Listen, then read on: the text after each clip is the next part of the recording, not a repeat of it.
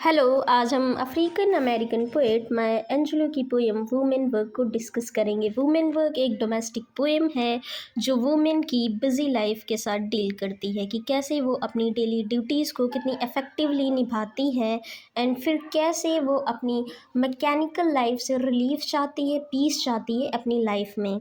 Women work को 12 अगस्त 1978 को इनके एक poetry collection and still I rise में पब्लिश कराया गया था। अब हम इस पोएम की एक्सप्लेनेशन देखेंगे तो पोएम स्टार्ट करते हैं। I have got the children to tend, मतलब कि टेंड की मीन्स होती है कि झुकाव होना, मुझे अपने बच्चों की देखभाल करनी पड़ती है। द क्लॉथ्स टू मेंड, मेंड की मीनिंग होती है कि रफू करना, मतलब एक वुमेन को क्लॉथ्स रिपेयर करने पड़ते हैं। The floor to mop, floor की जो है सफाई करनी पड़ती है। मॉप मीन्स झाड़ू लगाना होता है। द फूड टू शॉप, फिर उसको शॉप पे जाके फूड की ख़रीदारी करनी पड़ती है। Then the chicken to fry, फिर उसको चिकन को फ्राई करना पड़ता है। The baby to dry, after bathing the children, वो उसको फिर सुखाना पड़ता है, बच्चों को सुखाना पड़ता है।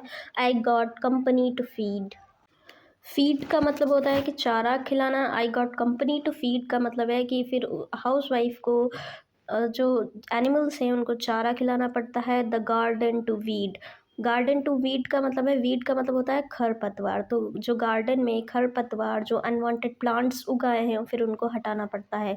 आगे की लाइंस में पोएट बताते हैं I got shirts to press, मतलब फिर उसको शर्ट प्रेस करने पड़ते हैं। The tots to dress, tots means होता है कि छोटा बच्चा, फिर बच्चों को तैयार करना पड़ता है।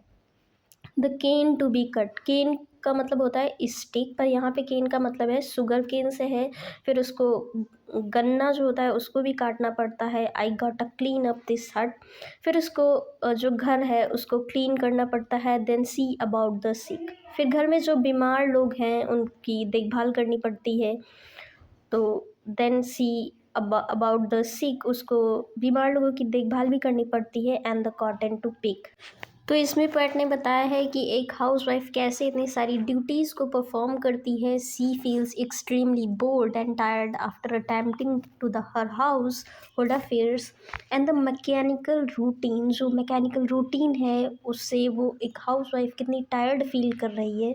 आगे की लाइंस में पोएट बोलते हैं shine on me sunshine, sunshine का मतलब होता है कि धूप, और साइन ऑन मी सनसाइन मतलब है कि धूप मेरे ऊपर चमको। रेन ऑन मी रेन, फिर वो रेन से कहती है, बारिश से कहती है कि बारिश जो है वो मेरे ऊपर बरसो।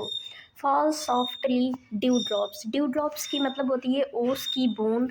फॉल सॉफ्टली मीन्स धीरे से गिरना, तो जो ओस की बूंद है वो धीरे से मेरे ऊपर गिरो। And cool my brow again, और मेरी जो ब्रो का मीन्स होता है कि भाव, तो जो मेरा जो माथा है उसको ठंडा करो।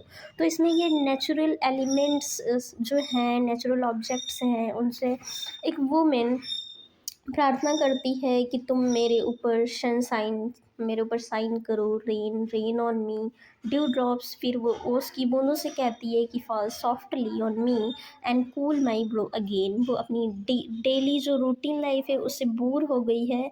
And all these things can cool her forehead, she urges all these things to provide her some relief.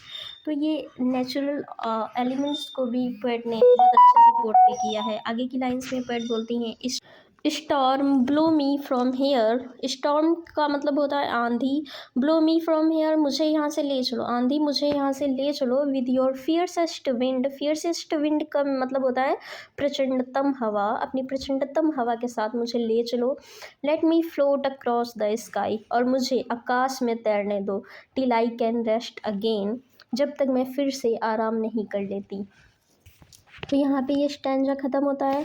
आगे के स्टैंजा में पोएट्स ने बताया है फॉल जेंटली स्नोफ्लेक्स, मतलब बर्फ़ के टुकड़े फॉल जेंटली धीरे से मेरे ऊपर गिरो। कवर मी विद वाइट, मुझे पूरा सफ़ेदी से कवर कर दो। Cold icy kisses let me rest tonight, आगे पर कहती हैं she ask snow to touch and give her cold icy kisses so that she may be able to get rest that night. Let me rest tonight का मतलब है कि मुझे आराम करने दो आज। सन रेन कर्विंग स्काई, आगे पोएट बोलती हैं सन रेन कर्विंग स्काई, मतलब शन सूरज, रेन बारिश, कर्विंग स्काई घुमावदार आकाश, mountain oceans leaf and stone, mountain पहाड़, ओशियन सागर, लीफ पत्ते एंड स्टोन पत्थर, star shine moon glow, star जो हैं वो चमक रहे हैं, मून ग्लो कर रहा है, you all that I can call my own, तुम ही सब हो जो जिन्हें मैं अपना कह सकती हूँ।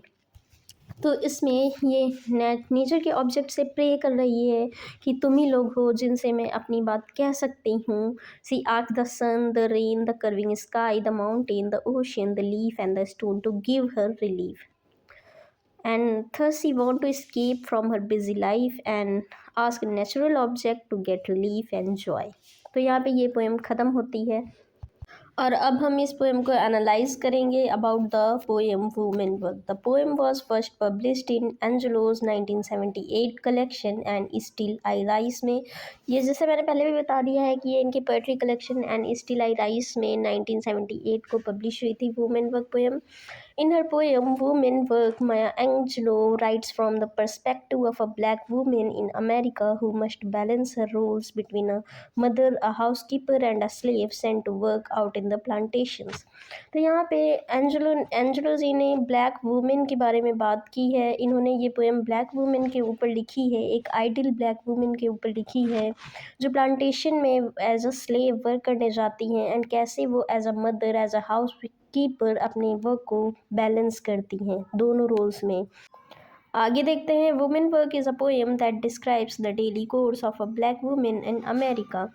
वुमेन वर्क पोएम है जो वुमेन की डेली ड्यूटीज़ एंड रिस्पॉन्सिबिलिटीज़ के बारे में बात करती है, ब्लैक अमेरिकन वुमेन्स के बारे में बात करती है कि कैसे वो अपनी डेली ड्यूटीज़ को फुलफ़िल करती हैं।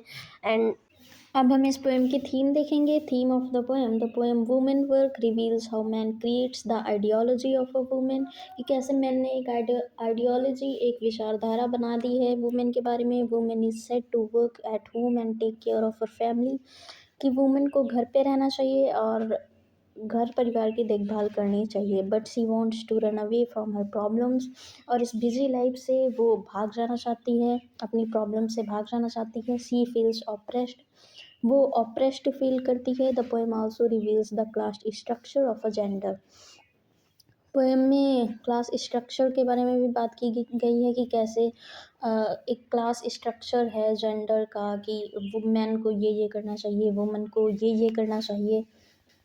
And Maya Angelo effectively showcases the strength and resilience of women, और इस पोएम में माया जी ने वुमेन की ताकत और रिसाइलेंस के बारे में बताया है कि कैसे वो हर परिस्थिति में अपने आप को ढाल लेती है, as well as the power of nature to provide solace and relief in the face of hardship, और वो नेचर से रिक्वेस्ट करती है कि उसको सोलेस एंड रिलीफ मीन्स सांत्वना और राहत दे, अपनी कठिनाइयों से सामना करने की उसको वो एनर्जी दे। और अब हम इस पोएम की लैंग्वेज के बारे में बात करेंगे। Language of the poem women work, the Maya Angelou poem women work is written in English, वो इंग्लिश लैंग्वेज में लिखी गई है ये पोएम। The poem uses vernacular language and the first person perspective to convey the speaker's experience, और इसमें vernacular language स्थानीय भाषा का प्रयोग किया गया है, आम बोलचाल की भाषा का प्रयोग किया गया है, सिंपल वर्ड्स यूज किए गए हैं to convey the speaker's experience. तो अब यहाँ पे ये पोएम ख़त्म होती है। आई होप आप लोगों को ये पोएम समझ आई होगी। Thank you for watching.